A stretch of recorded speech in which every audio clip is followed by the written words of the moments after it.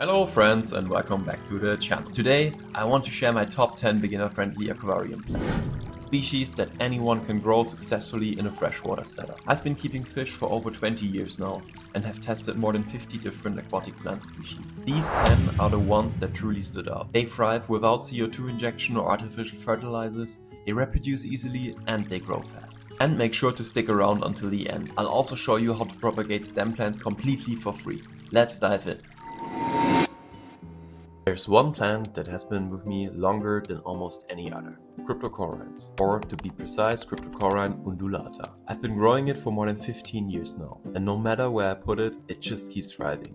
Unlike many other popular aquarium plants, it doesn't need any liquid fertilization or CO2 injection, just patience. That's what makes it such a perfect choice for beginners. Cryptocoryne naturally settles in the mid to foreground, depending on your tank size. It doesn't grow too tall, so it forms a dense, natural-looking carpet of wavy green leaves.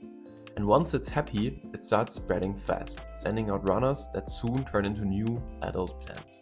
In my tanks, I've seen it adapt to almost any environment. In my 63-gallon community tank, for example, it grows in deep substrate among coolie loaches and live bearers, and in my small shrimp breeding tank, it thrives in a much shallower gravel.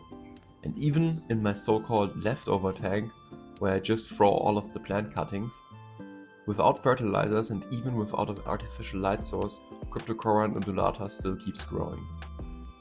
I even kept it years ago with my Malawi cichlids, a species notorious for destroying plants, yet this one survived untouched. It's one of those species that quietly proves how resilient nature can be, and why simplicity often lasts the longest. Next up is a plant that brings movement and structure to any aquarium. Vallisneria spiralis tiger. I've kept these elegant and ribbon-like plants for nearly a year in my 63-gallon community tank, where they grow beautifully in a deep substrate setup, about 3.5 centimeters or 1.5 inches of nutrient-rich soil, topped with 5 centimeters or 2 inches of sand. And just like the Cryptocorynes, Vallisneria spiralis reproduces by sending out runners, little offshoots that quickly develop into new plants. You can leave them to spread naturally or separate them by hand if you want to replant them elsewhere. They grow in my tank under two 21 watts jewel LED lights, and in my experience they're definitely not the fastest growers, but it's part of their charm. I especially love the gentle jungle-like look they create on the left-hand side of my tank, and on the opposite side things are a bit wilder. That's where the Vallisneria australis gigantea takes over. This close relative of the tiger Vallisneria grows fast. Too fast, in fact. I wouldn't really call it beginner friendly for exactly that reason, because if you don't trim it weekly or bi-weekly, it will quickly outcompete everything else in your tank. So let's move on to our next truly beginner friendly plant. Echinodorus crispachi, commonly known as the Amazon sword plant. Of all of the species on my list, this one is probably the slowest when it comes to reproduction. I've kept it for almost 2 years now in my Neocaridina shrimp breeding tank, where it has established itself as the dominant centerpiece plant, and in all that time, it's only sent out one single runner. But it's thriving nonetheless. What I love about the Amazon sword plant is how tolerant it is. For the first few months, this tank didn't even have proper aquarium lighting. Later, I switched to cheap, low-quality LEDs, and only recently I upgraded to JBL lights. Yet, through all these changes, and even during massive biofilm and algae infestations, this plant keeps growing strong. It's one of those hardy species that reward patience. If it gets overgrown or covered in algae, you can just trim the old leaves and the lush green rosette will reappear from beneath. That's what makes it such a great companion for both shrimp keepers and community tanks alike. Next up, we have the first true stem plant in this series, marsh mermaidweed, or Proserpinica palustris cuba.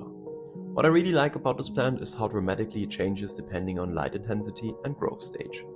When it grows lower in the tank, the leaves are usually dark green, thicker, and almost leathery in texture. But as the stems reach higher, closer to the aquarium light, the transformation begins. The leaves become finer, more delicate, and shift from a green to a deep orange or even bright copper red color. It's almost like two different plants growing from the same root system. The color shift isn't just aesthetic, it's a classical example of phenotypic plasticity. where a plant adapts its form and pigmentation based on environmental conditions like light and nutrient levels. However, marsh mermaid weed is also quite demanding. It struggles in tanks that are overrun by algae or where larger plants block too much light. In my large community tank, for example, it often loses that battle. The taller plants simply shade out. So if you want to grow the species successfully, make sure it gets plenty of light and space. When given these conditions, marsh mermaid weed will reward you with stunning color gradients and elegant, feathery leaves that add texture and contrast to any aquascape. The next stem plant on my list is one that I added to my tanks rather recently, Ludwigia glandulosa, also known as the red star Ludwigia. Just like the marsh mermaid weed, it has that beautiful deep red shine that really stands out in any aquascape. But unlike the marsh mermaid weed, this plant keeps its rich red color all of the time, regardless of the height or lighting, at least in my experience.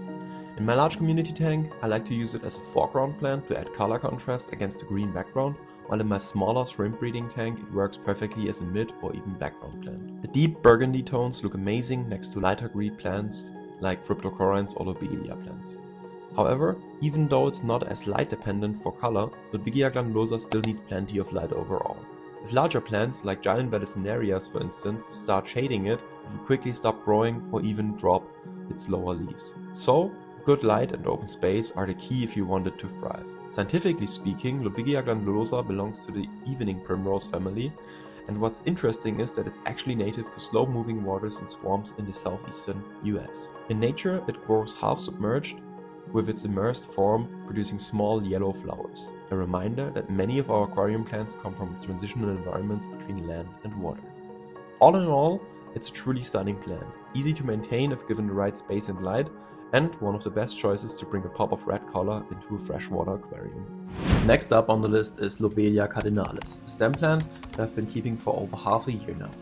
It's a fascinating species because even simple cuttings will float in the water and quickly develop small roots on their own.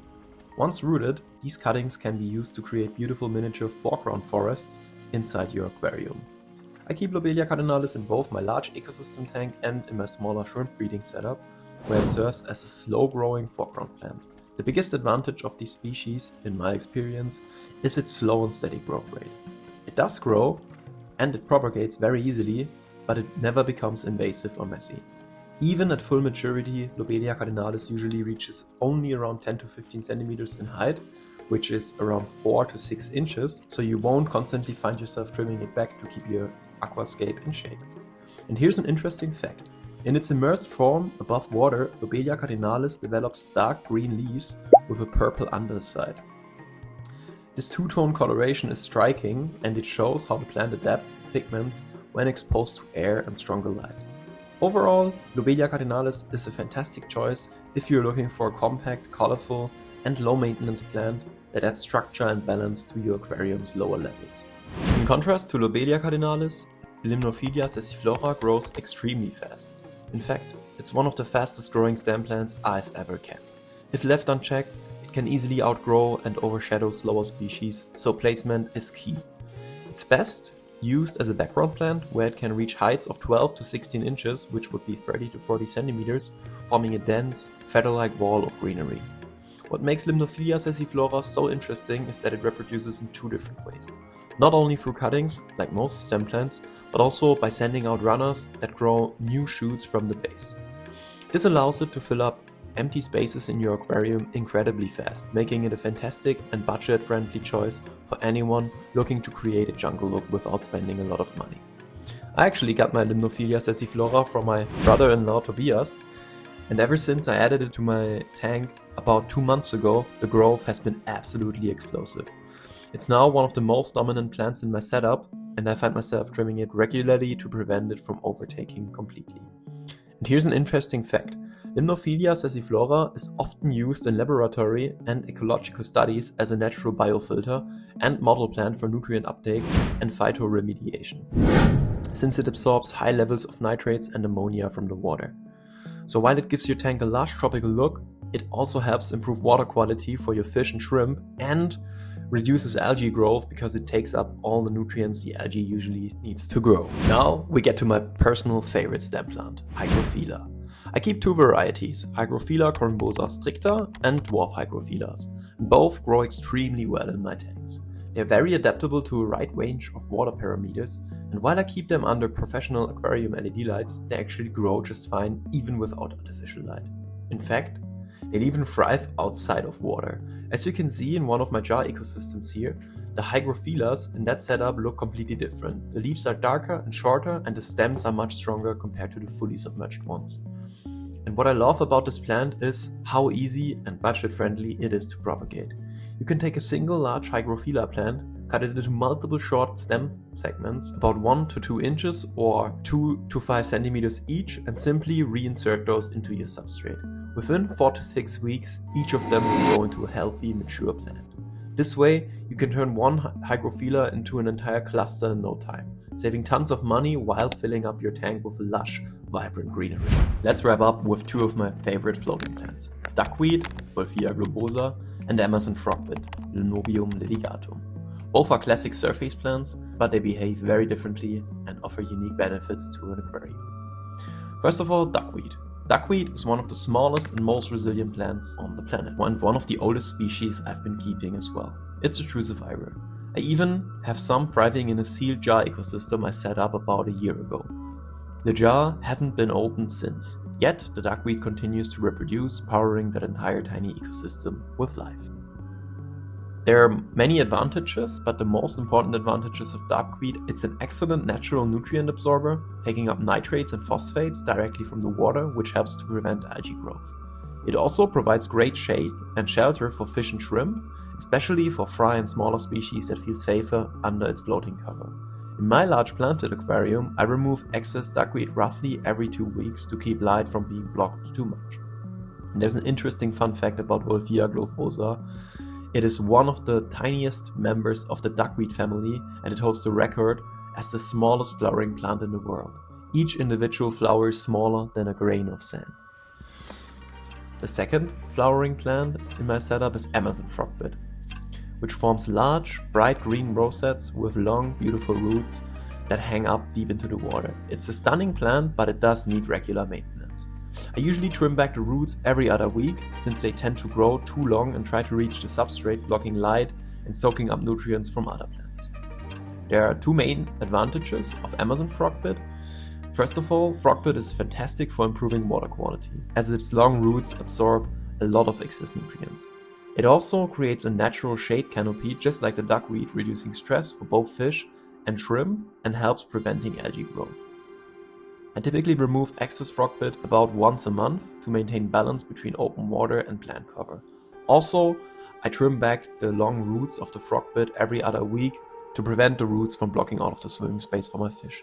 In its natural habitat, Linobium litigatum can grow roots over 30 centimeters or 12 inches long, and in the right conditions, it can even flower above the water's surface, producing small, delicate white blooms. Thanks so much for watching. If you want to see how many of these plants performed over 330 days in my large community tank and learn more about the soil and substrate setup I use, check out the video on the right. Don't forget to like and subscribe, and a huge thank you to Julius, Dottie and Belgian Bugs, our amazing Guppy Gang members, for supporting the channel.